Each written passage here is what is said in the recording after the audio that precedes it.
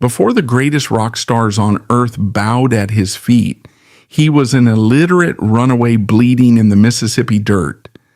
Cast out by his own mother and whipped like a farm animal by his uncle, his youth was an agonizing meat grinder of abuse and systemic terror. He was explicitly programmed by the Jim Crow South to die broken, exploited, and completely forgotten. Instead, he weaponized his trauma, forging a terrifying 300-pound persona and a guttural roar that shattered the music industry. He did not merely survive his pain to sing the blues. He ripped his crown from the mud to become an absolute immortal legend.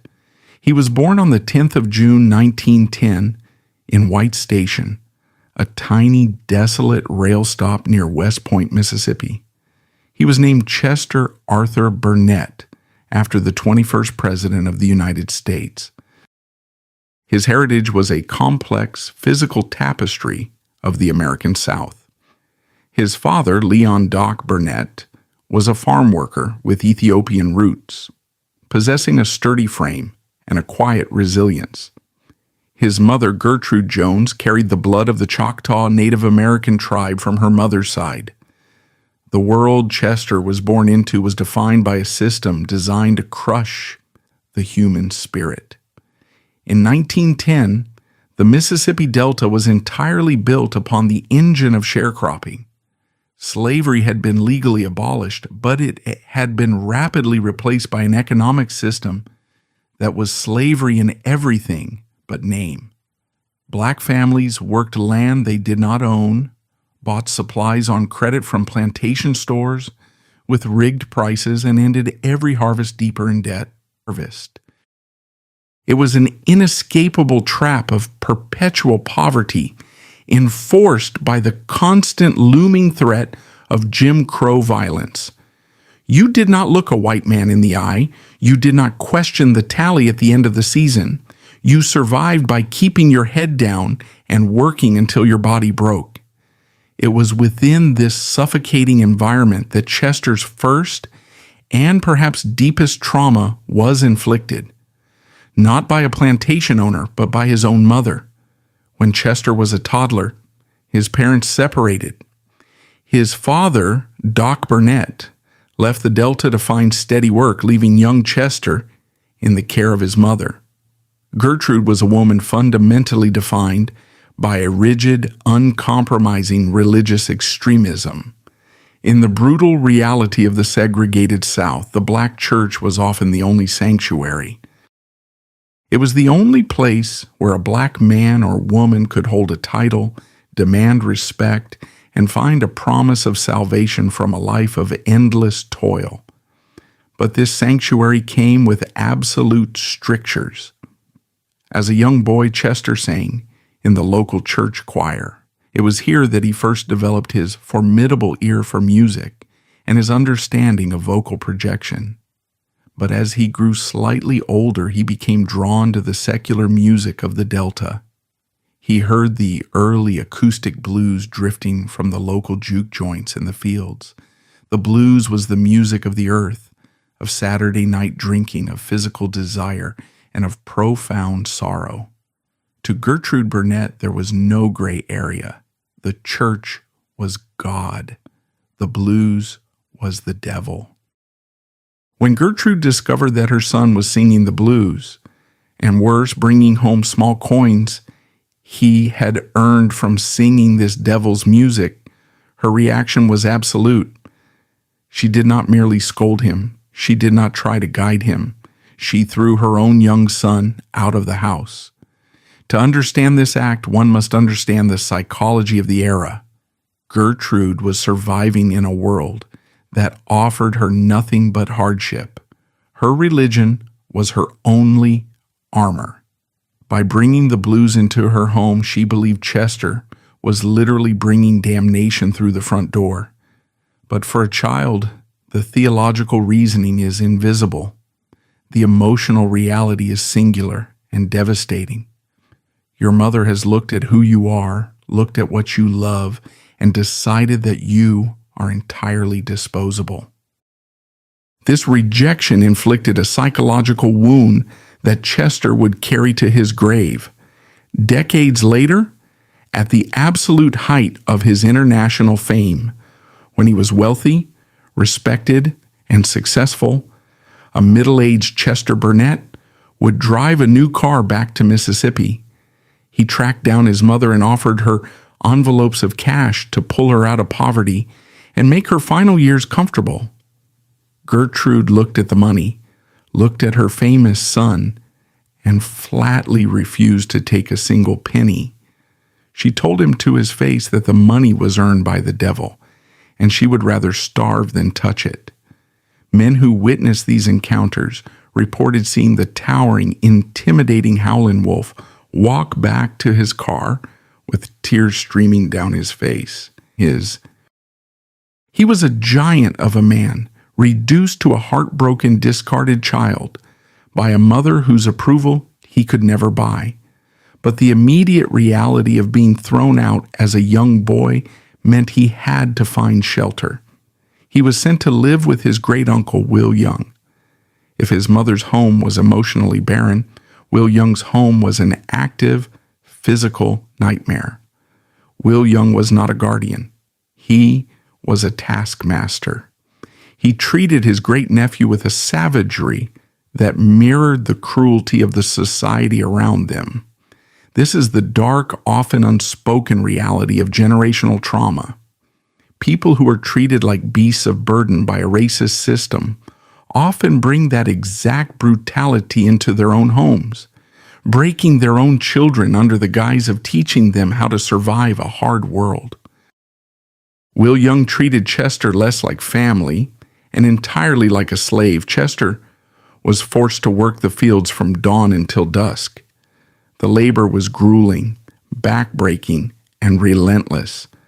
More devastatingly, Will Young intentionally isolated the boy. He refused to allow Chester to attend school. While other children learned to read and write, Chester was kept in the dirt. This deliberate theft of his education rendered him functionally illiterate for decades. It was a crippling disadvantage that would later subject him to immense humiliation and abuse during his military service. Will Young was systematically stripping the boy of any tool that could help him escape the Delta. The discipline in the house was enforced through extreme violence. Will Young beat Chester frequently, using physical pain to demand total subservience. Chester lived in a state of perpetual fear and exhaustion. The environment was designed to break his spirit, to mold him into an unquestioning, compliant field hand who expected nothing from life but sweat and dirt. The breaking point arrived in 1923 when Chester was just 13 years old. The incident itself sounds deceptively trivial, but in the context of absolute poverty, it was catastrophic. Chester possessed exactly one set of clean, relatively nice clothes. In a life defined by filth and labor, these clothes were his only connection to human dignity. While he was doing chores around the farm, one of Will Young's pigs broke loose, ran through the mud, and completely ruined Chester's clean clothes. In a sudden, explosive fit of rage, the boiling over of years of abuse, neglect, and frustration, the 13-year-old boy grabbed a heavy farm implement and struck the pig, killing it instantly. It was an act of raw, uncontrollable emotion. It was a child lashing out at the only thing he could physically overpower. But on a sharecropping farm, a pig represents significant financial value. When Will Young discovered the dead animal, his fury was apocalyptic. He did not ask for an explanation. He mounted his mule, grabbed a whip, and chased the terrified boy down. When he caught him, Will Young delivered a beating so severe, so merciless, that it crossed the line from punishment into attempted destruction. As Chester lay bleeding in the dirt, he made a decision. He realized that if he stayed, this man was eventually going to kill him. He had been thrown away by his mother.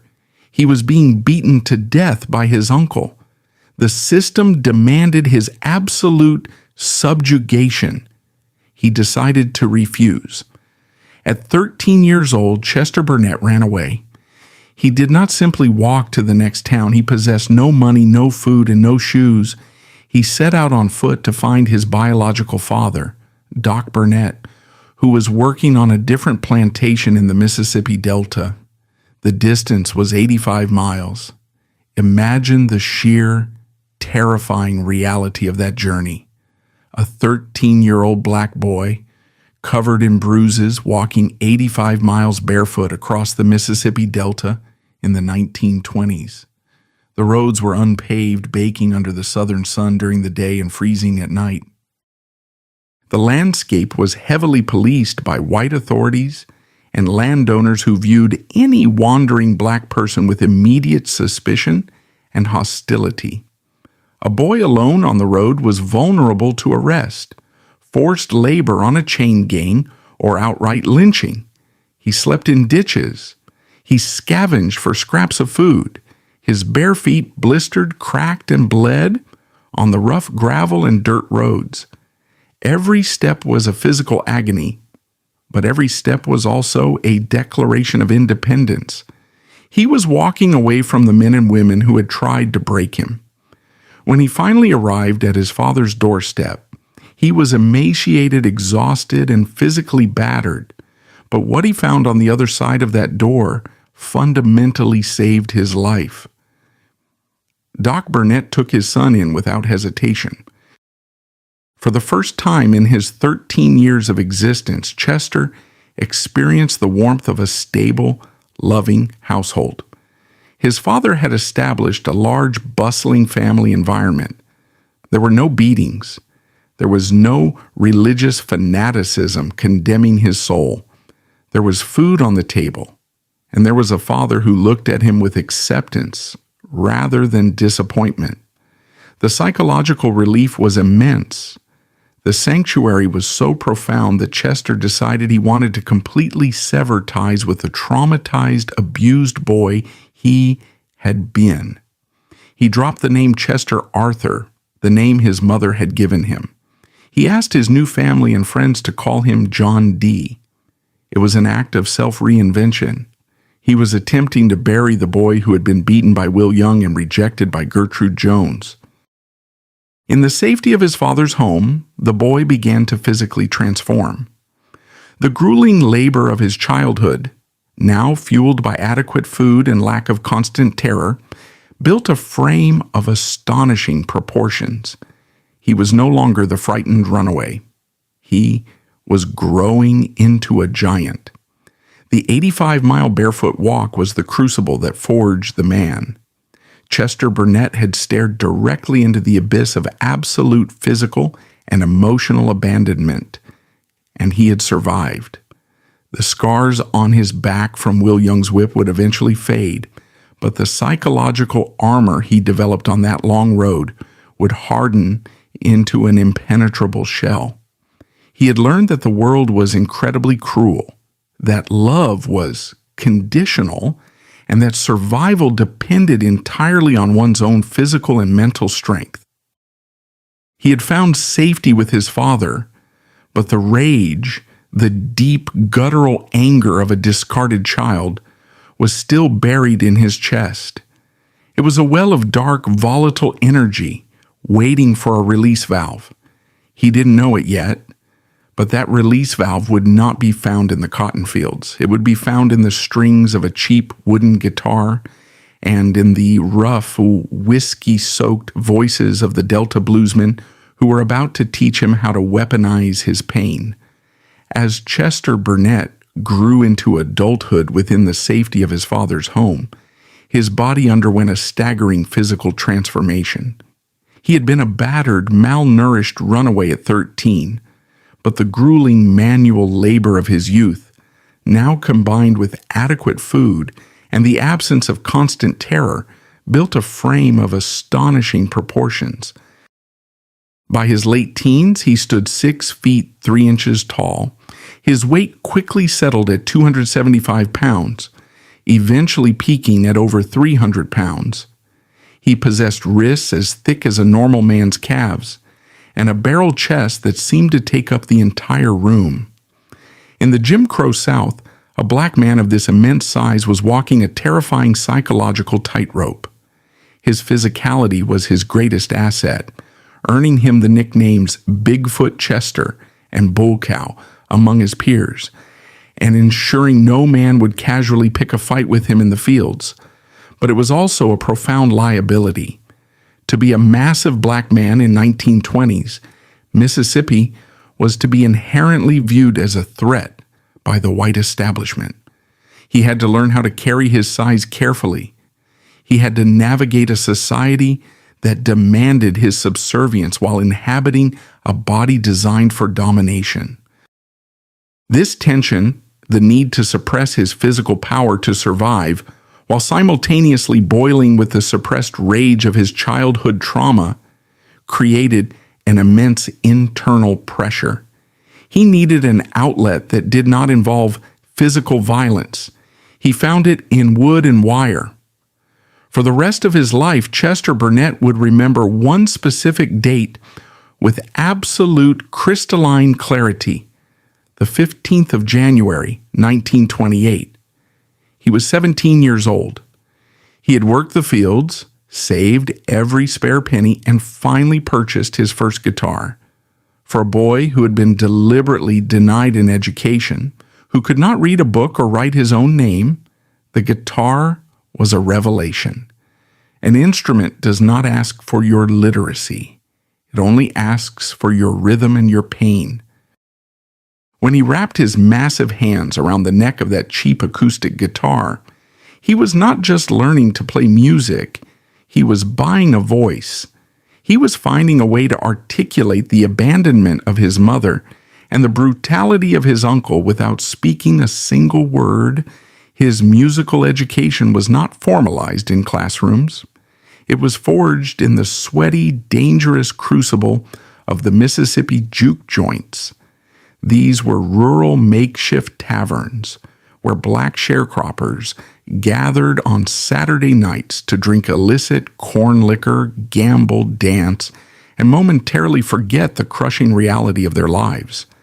The juke joints were pressure cookers of repressed emotion, and the men who provided the soundtrack were the early pioneers of the Delta blues. In 1930, Chester had a fateful encounter at the Dockery Plantation, widely considered the birthplace of the Delta blues. He met Charlie Patton. Patton was not a refined, polished musician.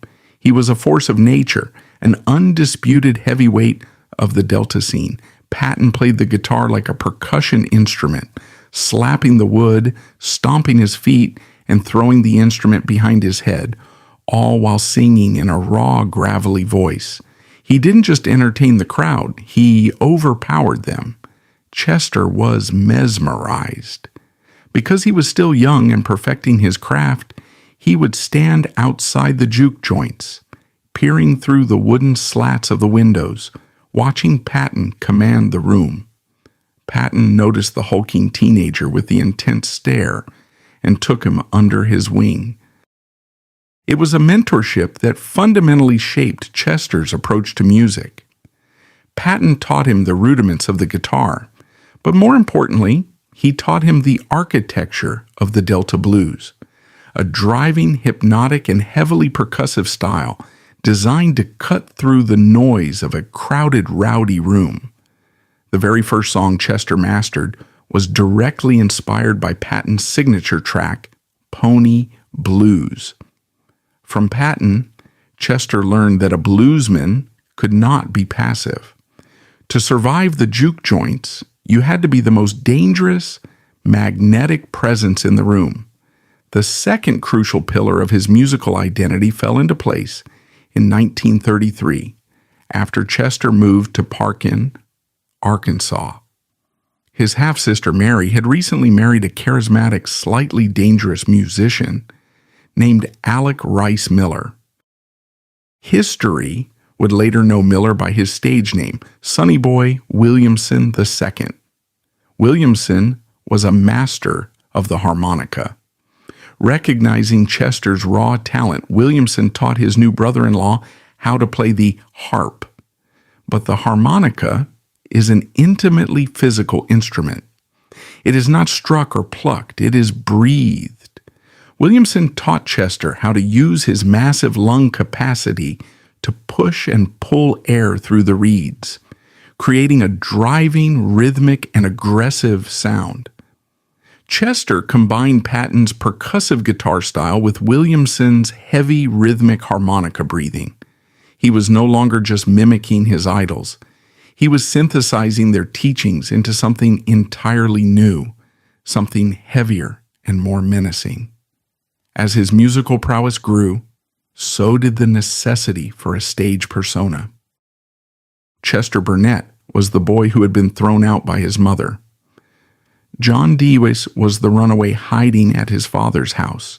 To command the dangerous crowds of the southern juke joints, he needed an identity that inspired awe and fear. He needed a shield. The origin of the name Howlin Wolf is a fascinating study in psychological armor. He later offered two distinct stories about its genesis, both deeply revealing. The first traced back to his Choctaw grandfather, who used to frighten the young Chester by warning him that if he misbehaved, the howling wolves would come out of the dark woods and take him away. By adopting the name, Chester was taking the very thing that terrified him as a child and turning it into his own weapon. He was becoming the monster in the dark.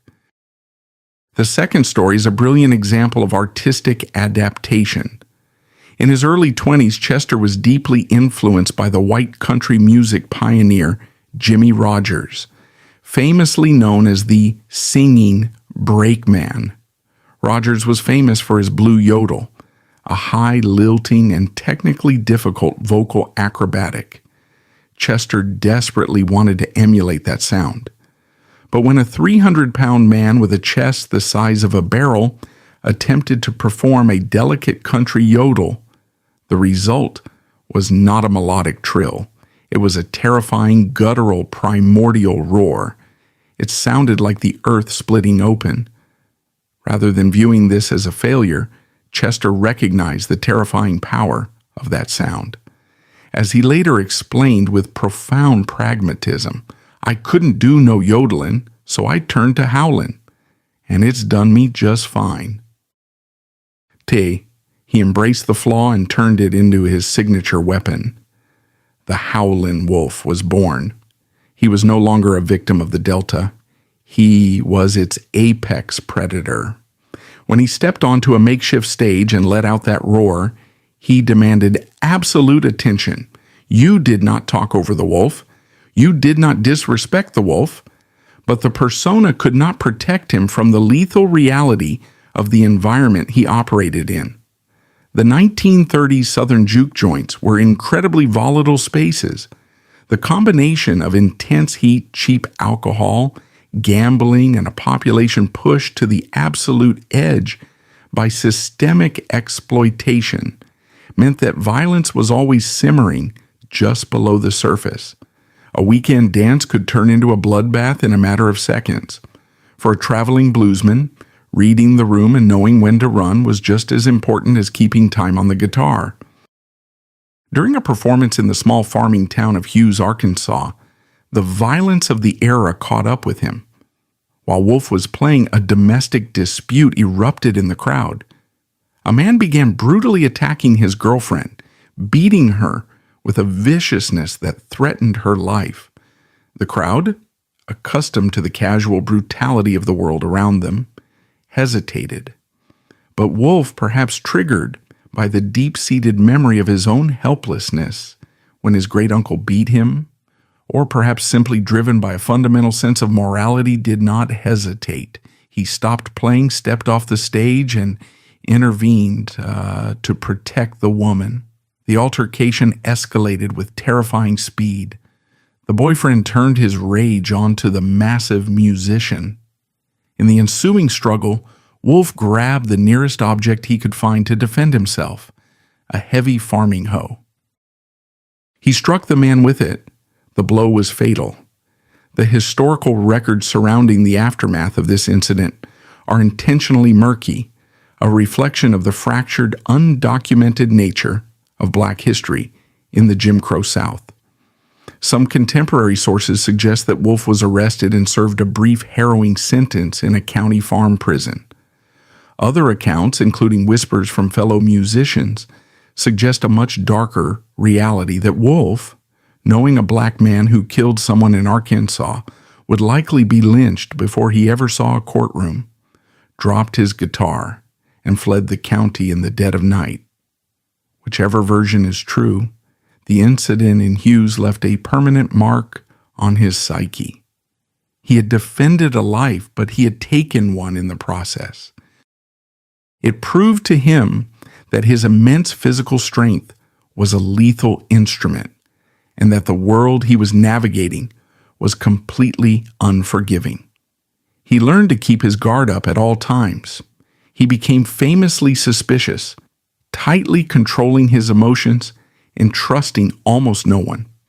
He realized that his survival depended on an absolute, uncompromising discipline. He would continue to play the devil's music, but he would never again allow the chaos of the devil's playground to dictate his fate. The metamorphosis from Chester Burnett to Howlin Wolf was a masterpiece of psychological engineering. He had taken the traumas of his youth, the physical beatings, the emotional abandonment, the systemic terror of the Jim Crow South, and weaponized them into a stage persona that commanded absolute respect. He had absorbed the heavy percussive rhythms of Charlie Patton and the aggressive harmonica breathing of Sonny Boy Williamson, creating a sound that was less like music and more like a physical assault. But the fatal incident in Hughes served as a brutal reminder that the persona could not protect him from the lethal consequences of the real world. He had survived the violent apprenticeship of the Delta juke joints, but his greatest test of endurance was still to come. The United States government was about to drag the wolf out of the Mississippi mud and force him into a military uniform, plunging an illiterate, deeply traumatized bluesman into an entirely new theater of systemic abuse. The outbreak of the Second World War presented the United States with a profound moral paradox. The nation was preparing to mobilize its vast industrial and human resources to fight fascism and tyranny abroad, while simultaneously enforcing a brutal, legally sanctioned system of racial apartheid at home. For Black Americans in the Jim Crow South, the draft was not necessarily a call to patriotic glory. It was often another mechanism of control. On the 9th of April, 1941, the United States military reached into the Mississippi Delta and drafted Chester Burnett. The circumstances surrounding his conscription were deeply suspicious and indicative of the local power dynamics. Chester was a massive, intimidating Black man in his early 30s who explicitly refused to play by the rules of the sharecropping system. He would not bow his head, he would not accept rigged ledgers, and he absolutely refused to work for starvation wages. He made his living playing his guitar and moving on his own terms. Local lore, backed by the reality of how draft boards operated in the Deep South, suggests that white plantation owners deliberately reported him to the military authorities. They did not want him fighting for his country. They simply wanted to purge their county of a powerful, independent Black man who threatened the subservient status quo. The draft was utilized as a tool for social deportation. He was assigned to the 9th Cavalry Regiment, one of the historic, strictly segregated all-Black units, known as the Buffalo Soldiers. But the romanticized history of the cavalry did nothing to insulate him from the psychological nightmare that awaited. To understand the absolute terror of Chester's military experience, one must look back to the deliberate cruelty inflicted upon him by his great-uncle, Will Young. Will Young had not just beaten Chester, he had intentionally kept the boy out of a classroom, effectively stealing his ability to read and write. For his entire life up to that point, Chester had compensated for this illiteracy through sheer physical intimidation and musical brilliance. He could navigate a violent juke joint, but he could not navigate a written manual. The military bureaucracy is a machine that runs entirely on paperwork, manuals, and standardized testing. In a staggering display of institutional incompetence, the Army assigned the functionally illiterate bluesman to signal communications. His daily duties involved reading, deciphering, and transmitting complex operational codes. It was a task that was fundamentally neurologically impossible for a man who had never been taught how to spell. The reaction of his white drill instructors was not to reassign him or offer remedial education. Their reaction was to apply the only tool they believed worked on black recruits: brute physical violence. Chester was beaten mercilessly for his inability to read the codes. He was humiliated in front of his regiment. The military environment stripped away the fearsome Howlin Wolf persona that had protected him in the Delta. He was no longer the apex predator of the juke joints. He was a trapped, powerless man entirely at the mercy of white officers who possessed absolute legal authority over his body. This systemic abuse triggered a profound psychological collapse. The giant who had walked 85 miles barefoot, the man who had fought off a murderer with a farming hoe, was systematically dismantled by the relentless, bureaucratic cruelty of the United States Army. The trauma manifested violently in his physical body. The stress of the daily beatings and the impossible expectations caused his nervous system to fracture. He began to suffer from severe dizzy spells, chronic tremors, and prolonged fainting episodes. The military was not breaking him down to build a soldier. They were simply breaking him. He descended into a severe state of clinical depression and mental instability, paralyzed by the realization that he was trapped in a system that punished him for an ignorance he did not choose. Yet, even in the darkest depths of his military service, his musical magnetism could not be entirely extinguished. While stationed at various military installations across the South, including Pine Bluff in Arkansas, Camp Blanding in Florida, and Fort Gordon in Georgia, he sought refuge in the only thing that made sense to him. At night, he would sit on the concrete steps of the mess halls, pull out his acoustic guitar, and sing the blues for his fellow black soldiers. During one of these informal, desperate performances in Georgia, a young, impoverished local boy snuck into the segregated camp. The boy made a meager living shining shoes and dancing for spare change from the soldiers.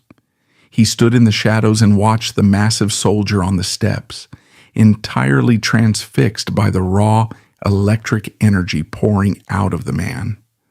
The boy watched how the wolf controlled the soldiers, not with rank or violence, but with sheer vocal power. That young shoeshine boy was James Brown. Decades later, the godfather of soul would explicitly credit the sight of Howlin Wolf singing on those mess hall steps as the initial explosive spark that drove him toward a life in music. Even while his own mind was fracturing, the wolf was unconsciously seeding the future of American music. By late 1943, the Army medical officers finally acknowledged the reality that the drill instructors refused to see. Chester's physical and mental deterioration was absolute. On the 3rd of November 1943, after spending time in a military psychiatric ward, he was given an honorable discharge, deemed unfit for military service. He was sent back to the civilian world, a deeply scarred and battered man. He would later sum up the ordeal with a bitter, clear-eyed conciseness. "The Army ain't no place for a black man. I just couldn't take all that bossing around."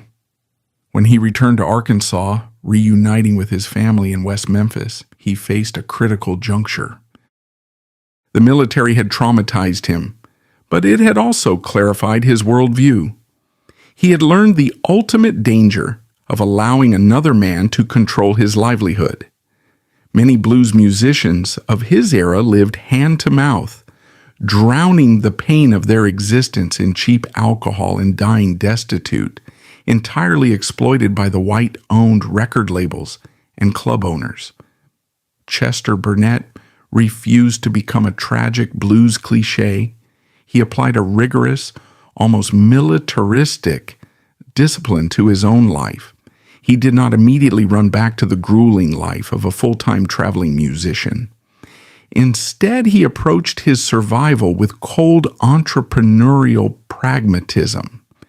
He returned to agriculture, but he absolutely refused to be a sharecropper. He worked relentlessly, saved his money with militant frugality, and purchased his own tractor. In the 1940s South, a black man owning his own heavy farming machinery was a radical statement of financial independence. He farmed his own land during the week, answering to no boss and no overseer, and he played the blues on the weekends. By 1948, the musical landscape was shifting. The acoustic guitars of the Delta were being drowned out by the noise of the crowded urban clubs. The blues was going electric. Wolf recognized the shift and built a band that could weaponize this new technology. He assembled a formidable electrified unit in West Memphis, featuring brilliant, aggressive musicians like guitarist Willie Johnson, Junior Parker on the harmonica, a ferocious piano player known simply as Destruction, and drummer Willie Steele. With the volume cranked up, Wolf's voice was no longer just a roar, it was a sonic boom. His business acumen manifested brilliantly when he realized the power of broadcasting. He didn't wait for a record label to discover him. He built his own audience. He secured a 15-minute daily slot on the local radio station, KWEM, in West Memphis. He did not just play live music on the air. He used the platform to completely bypass the middlemen of the music industry.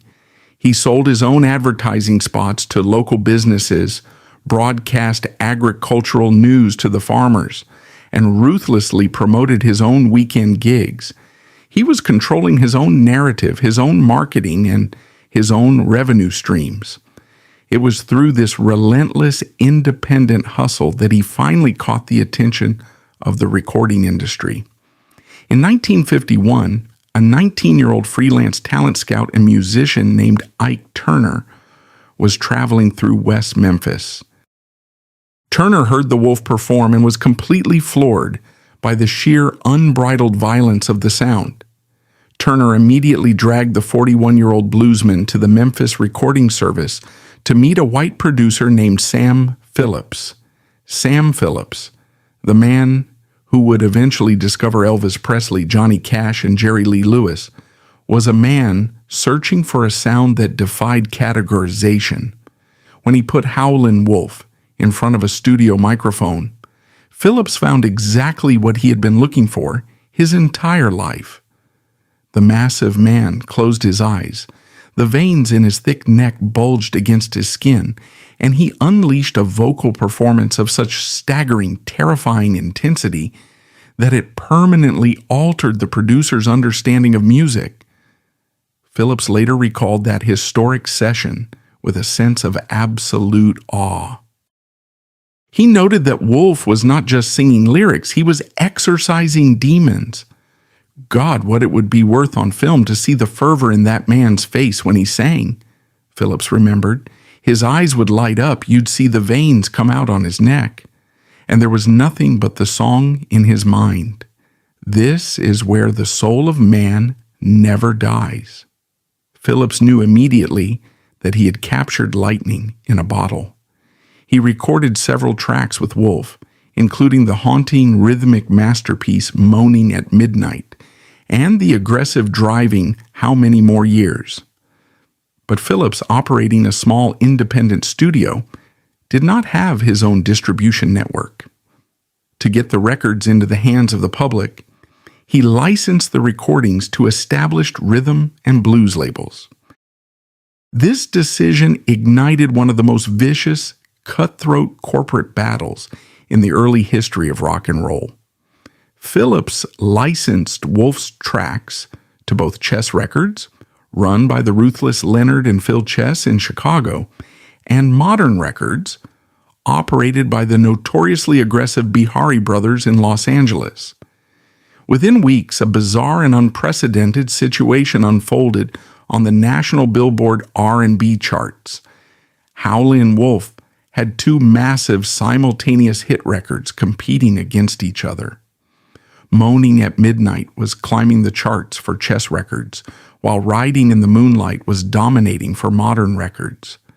Both labels suddenly realized they were sitting on a gold mine, and both immediately claimed they possessed an exclusive ironclad contract with the artist. The battle over Howlin Wolf was not merely a legal dispute, it was a physical scramble to secure the most powerful voice in America.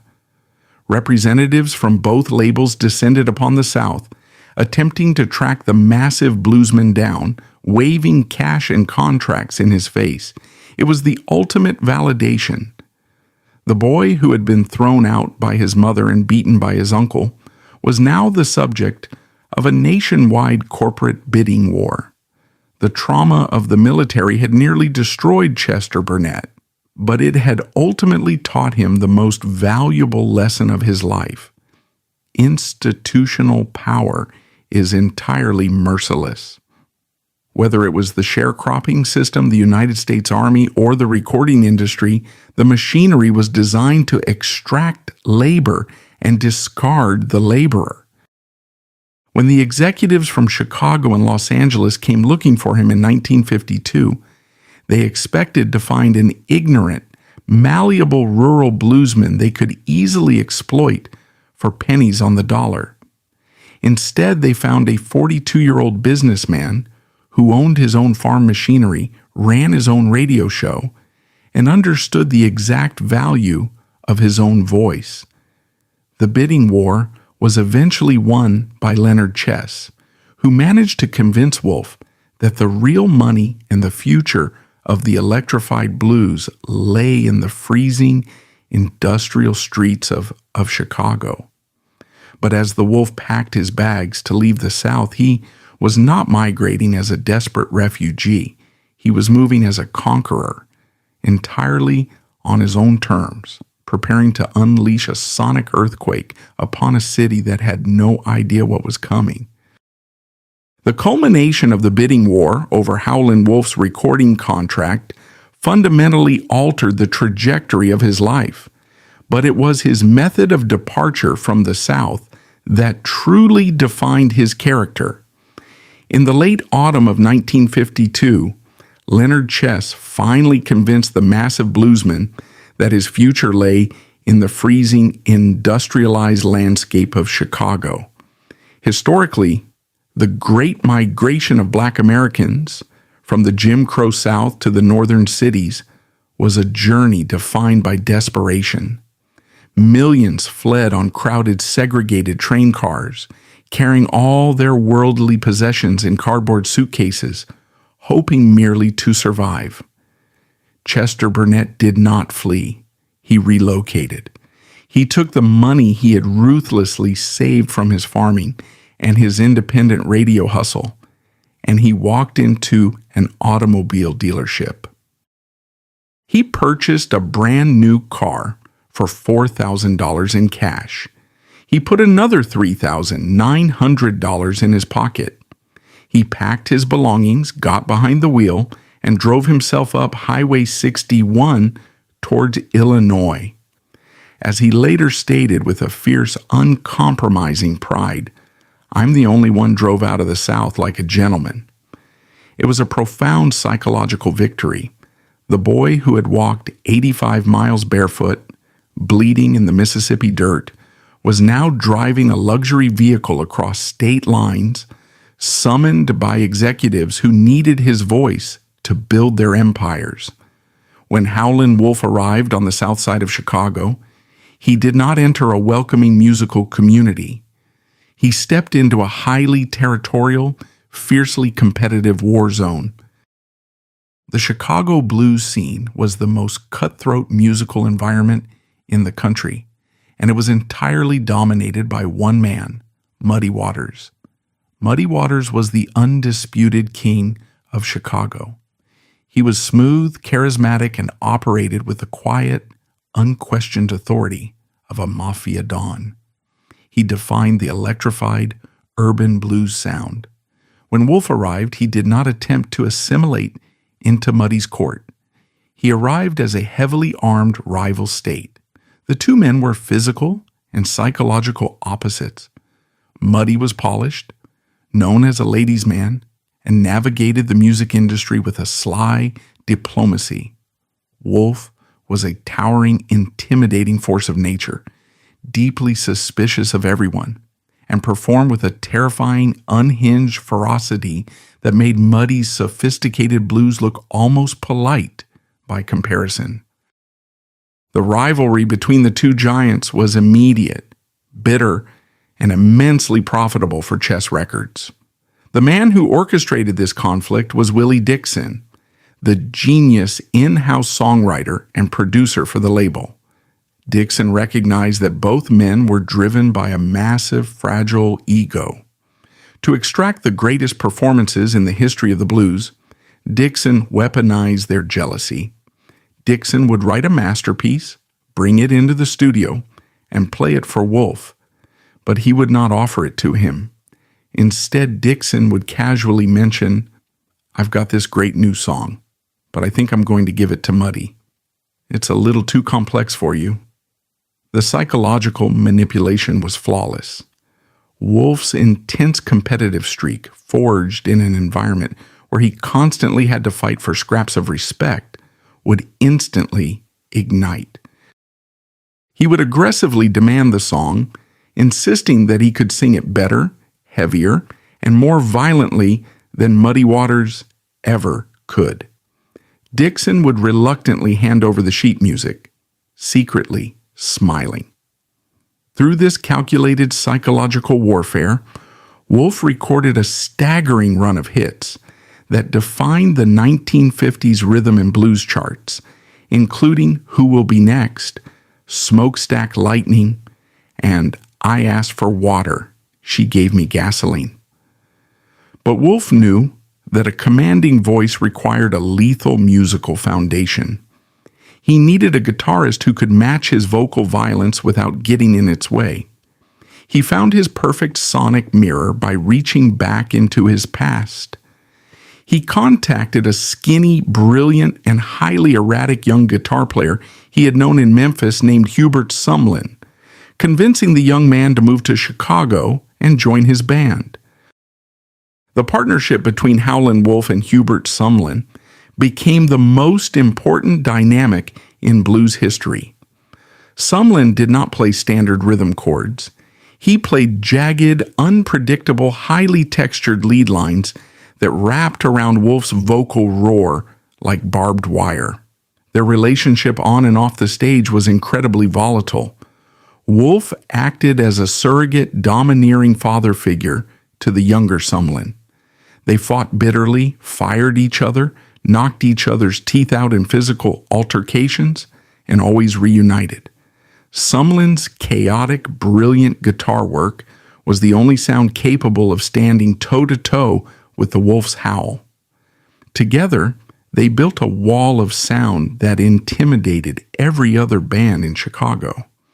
Yet the most revolutionary aspect of Howlin Wolf's tenure in Chicago did not occur on a stage or in a recording booth. It occurred in a classroom and in the meticulous ledgers of his own bank accounts. The tragic archetype of the mid-century bluesman is well documented. Legends like Little Walter and Sonny Boy Williamson II made incredible art, but they were systematically chewed up by the industry. They drank their royalties, lived in chaotic squalor, were blatantly robbed by their record labels, and died destitute. The white executives at Chess Records expected Wolf to fall into the exact same pattern of exploitation. They assumed he was just another ignorant field hand who would be satisfied with a new suit, a bottle of whiskey, and a shiny Cadillac while they kept the publishing rights. They severely underestimated the trauma of Will Young's farm. Wolf remembered exactly what it felt like to be robbed of his labor in the sharecropping fields. He remembered the humiliation of being beaten in the army because he could not read a manual. He made a cold, calculated decision that he would never, under any circumstances, allow a white man in a suit to cheat him because of his own ignorance. In his mid-40s, at the absolute height of his commercial success, the terrifying 300-pound Howlin Wolf walked into an adult education center in Chicago and sat down at a desk. He painstakingly taught himself to read and write proficiently. He studied, took the examinations, and earned his high school equivalency diploma, GED. But he did not stop there. Aware that the music business was a ledger of theft, he subsequently enrolled in collegiate-level accounting and business management courses. He learned how to read a balance sheet, how to calculate percentages, and how to spot a fraudulent contract. When Leonard Chess slid a royalty agreement across the desk, Wolf did not just sign it. He read every single clause, did the math in his head, and demanded his exact cut. His financial discipline was absolute. While his rivals flaunted their success by purchasing flashy, expensive Cadillacs that depreciated instantly, Wolf deliberately bought a highly practical, reliable Pontiac station wagon. He used it to haul his band's equipment to gigs, minimizing his overhead costs. He did not gamble. He drank only in extreme moderation. He saved his money with the militant frugality of a man who knew what it was like to starve in a ditch. This profound sense of responsibility extended to the men he employed. The music industry was notorious for band leaders who abused and underpaid their backing musicians. Wolf completely inverted this dynamic. He ran his band with the strict discipline of a military unit. He absolutely forbade his musicians from drinking on the job or showing up late. If you played for the Wolf, you wore a clean suit, your shoes were shined, and you played in perfect time. In exchange for this absolute discipline, Wolf did something completely unprecedented in the history of American music. He paid his musicians exceptionally well, and he always paid them on time, in cash. Furthermore, out of his own pocket, he established a private safety net for his band. He personally paid into their unemployment insurance, and he covered their Social Security and health insurance contributions.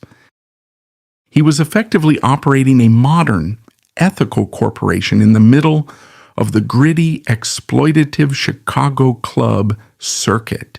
He provided this financial security because he understood the crushing vulnerability of the black working class better than anyone.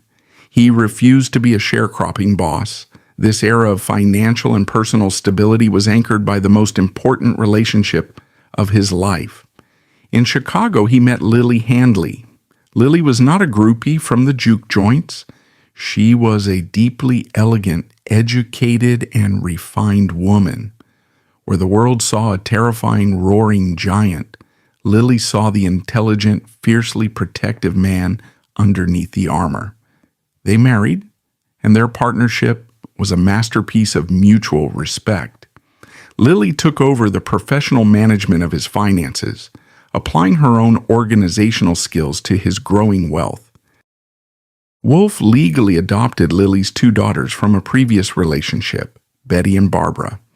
Inside the walls of their Chicago home, the howling apex predator transformed into a deeply devoted, gentle family man.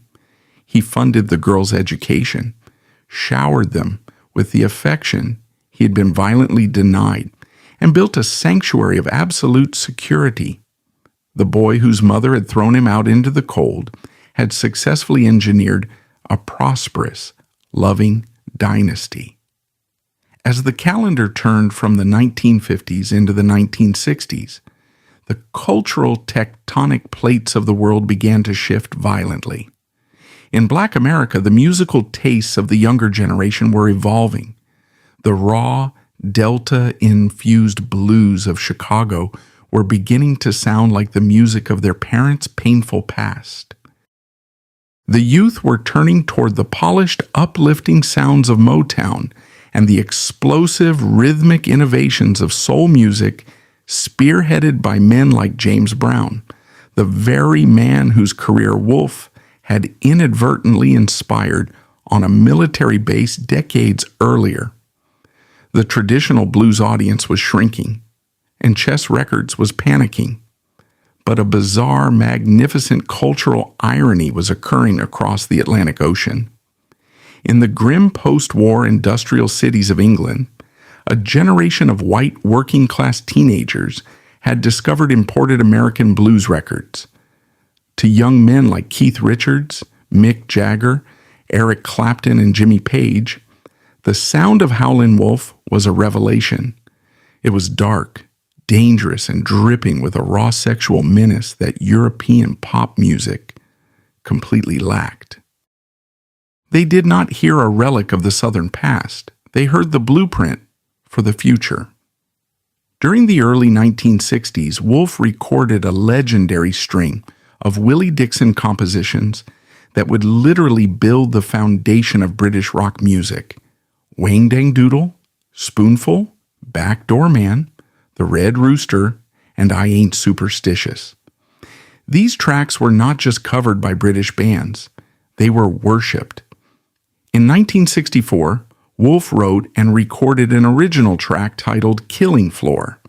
It featured a driving, insanely catchy guitar riff executed by Hubert Sumlin.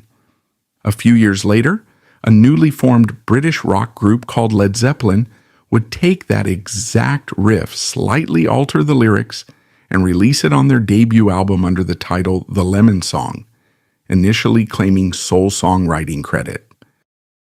It was a blatant theft of black intellectual property, a practice rampant during the British invasion. Wolf, utilizing the legal and financial acumen he had fought so hard to acquire, sued the band. He forced Led Zeppelin to settle out of court, securing a massive financial payout and a permanent co-writing credit on the track. He was not a victim to be plundered by young rock stars. He was a businessman protecting his assets. The ultimate vindication of this cross-cultural collision occurred in May 1965.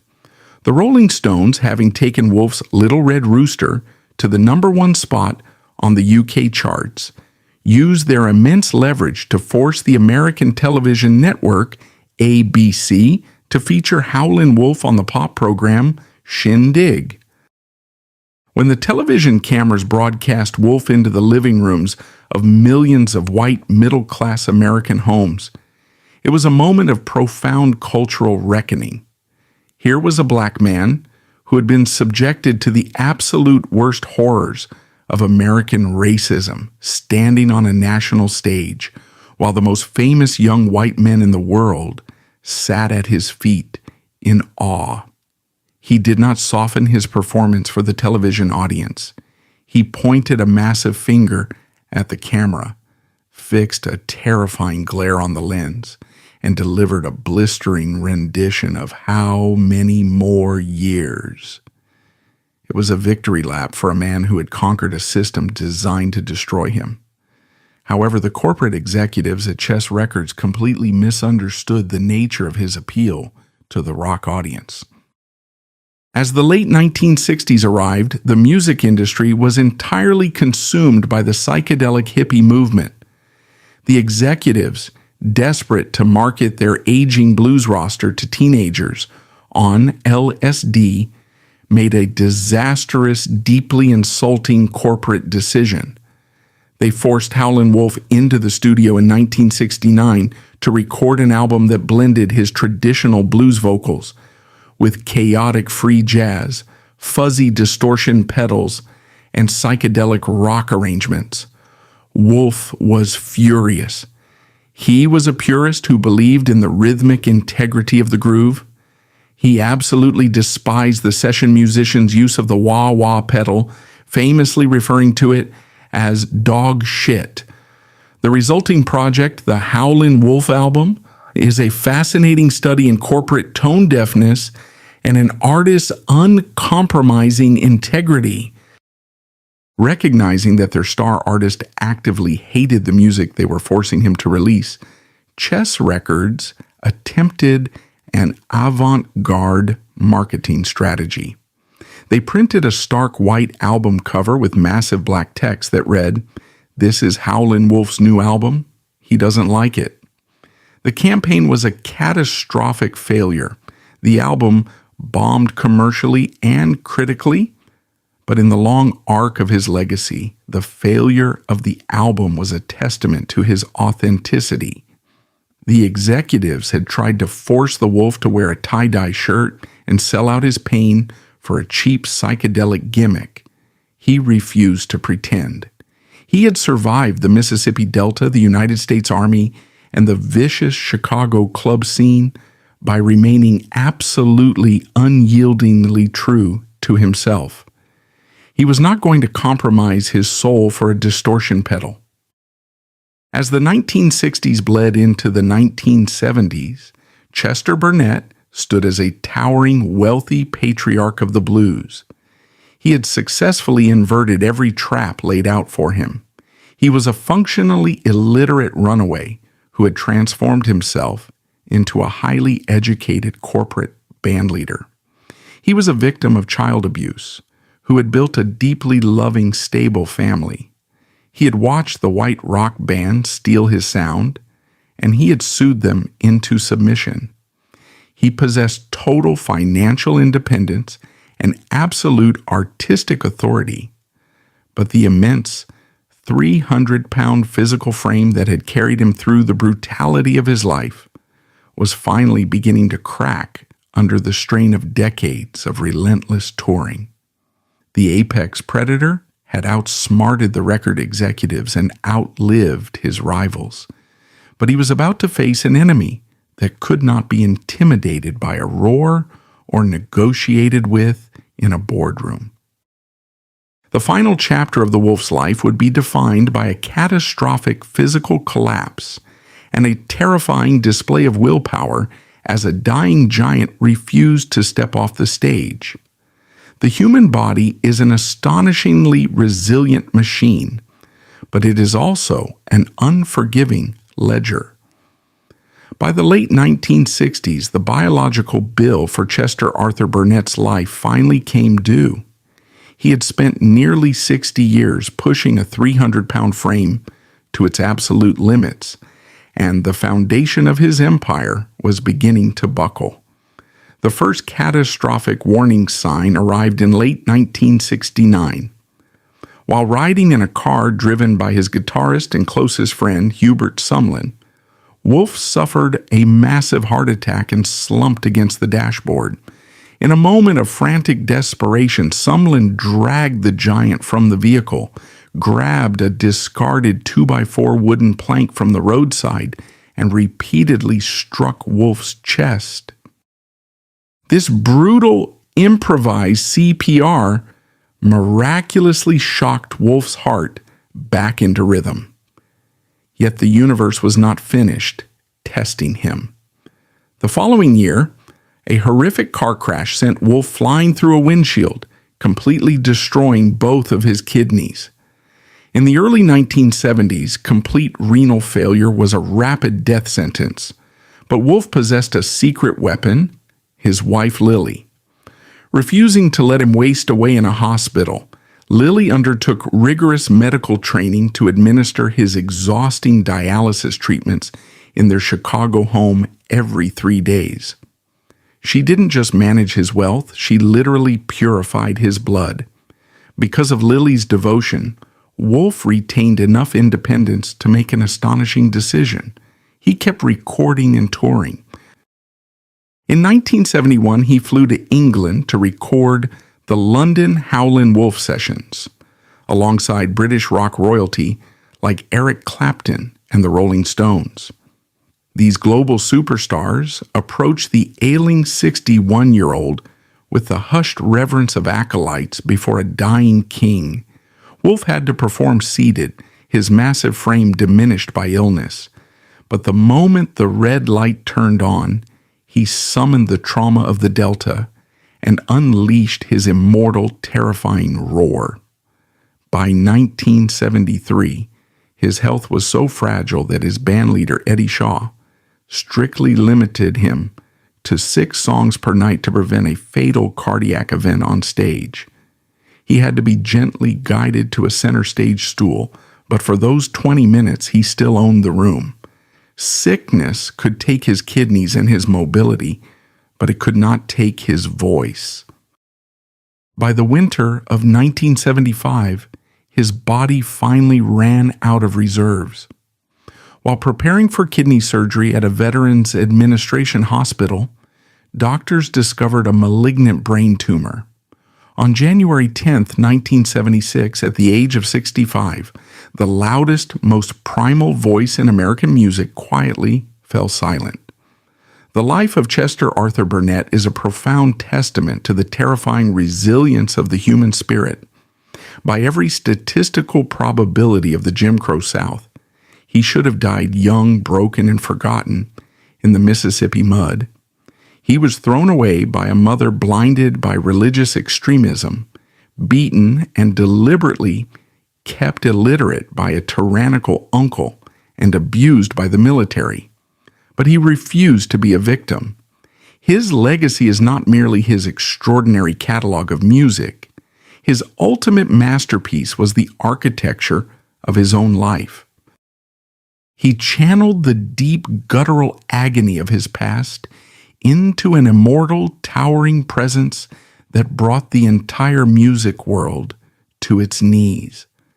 When he realized his illiteracy made him vulnerable to corporate theft, he swallowed his pride, sat in a classroom in his 40s, and mastered his own business ledgers. He broke the tragic cycle of generational abuse by building a secure, fiercely loving home for his family. He protected his bandmates, paid them a living wage, and demanded the dignity that society tried to withhold from them. Howlin Wolf did not just sing the blues, he conquered them.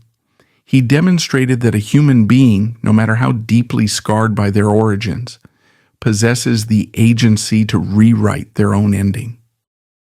He drove out of the South a gentleman, he died a wealthy, respected patriarch, and he left behind a roar that will rattle the speakers of the world until the end of time.